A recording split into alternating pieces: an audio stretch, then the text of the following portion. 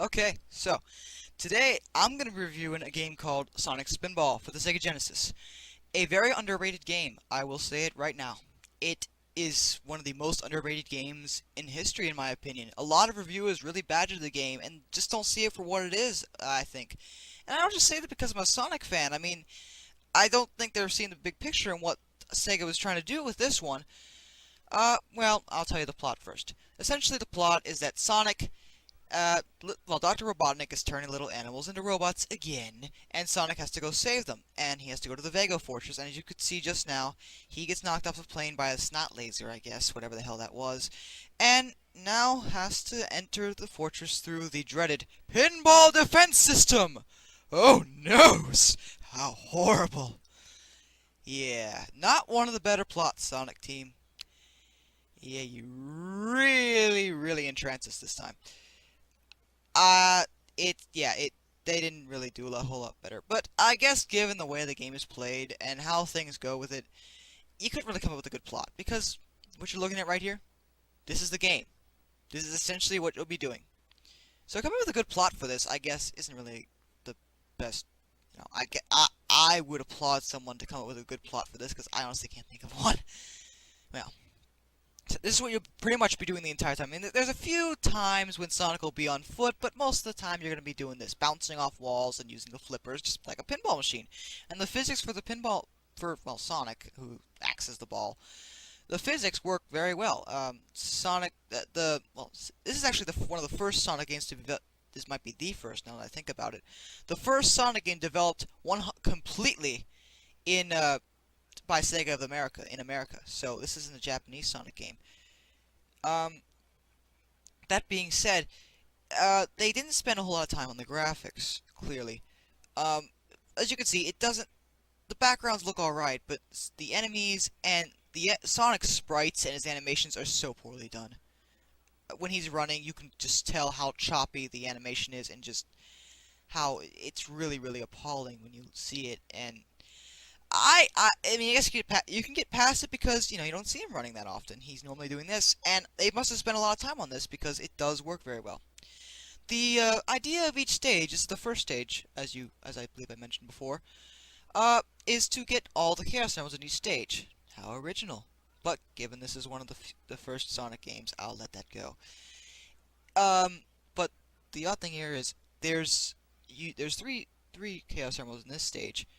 I think there are a total of 15 Chaos Emeralds in the entire game. 15! I'm not kidding. I think that's the number. It's around 15. It might be 17 or maybe a little less than 15, but I know it's way more than 7. I do know that. I don't know what kind of drug Sega of America was on, because it had already been decided with Sonic 2 that there were 7 Chaos Emeralds!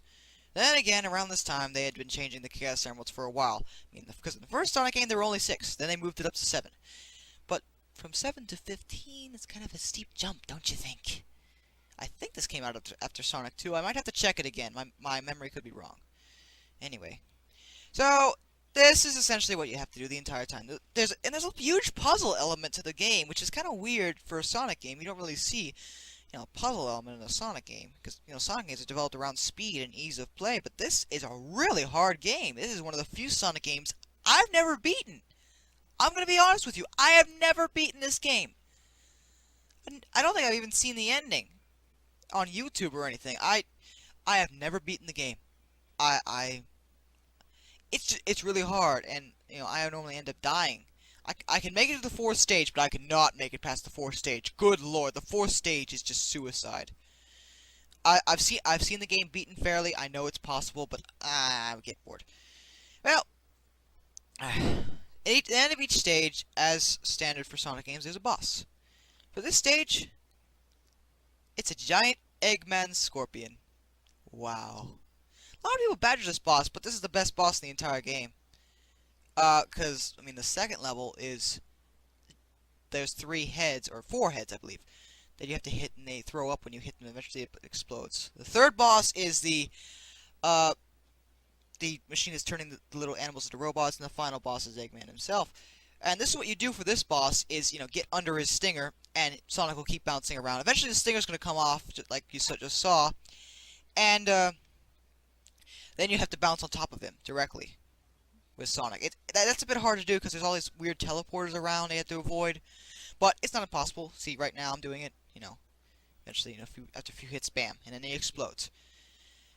There's 5 stages, but the final 5th stage is just the final boss, and there's technically no boss for the 4th stage. The 5th stage is the 4th stage's boss, I guess you could say, because you're chasing Eggman's rocket. Because after you destroy the machine that turns the little animals into robots, he escapes.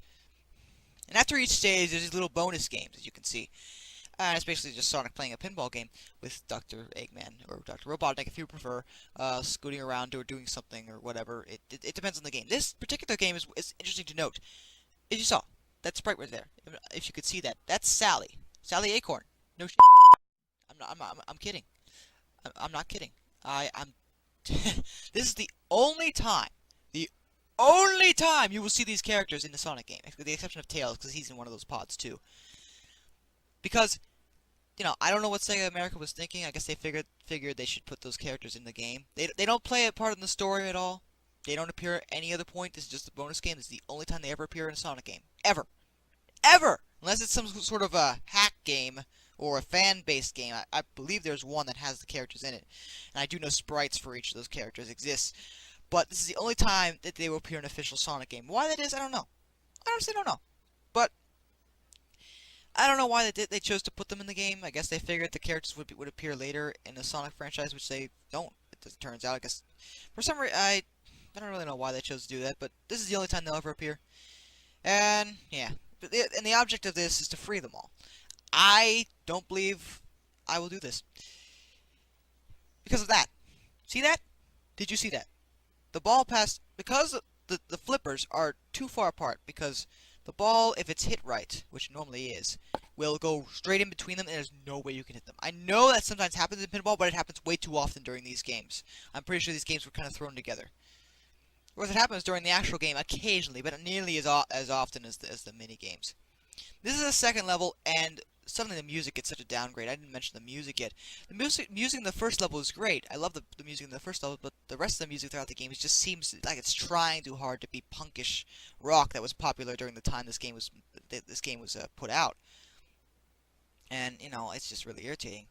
And this level, see, like I just did, I died.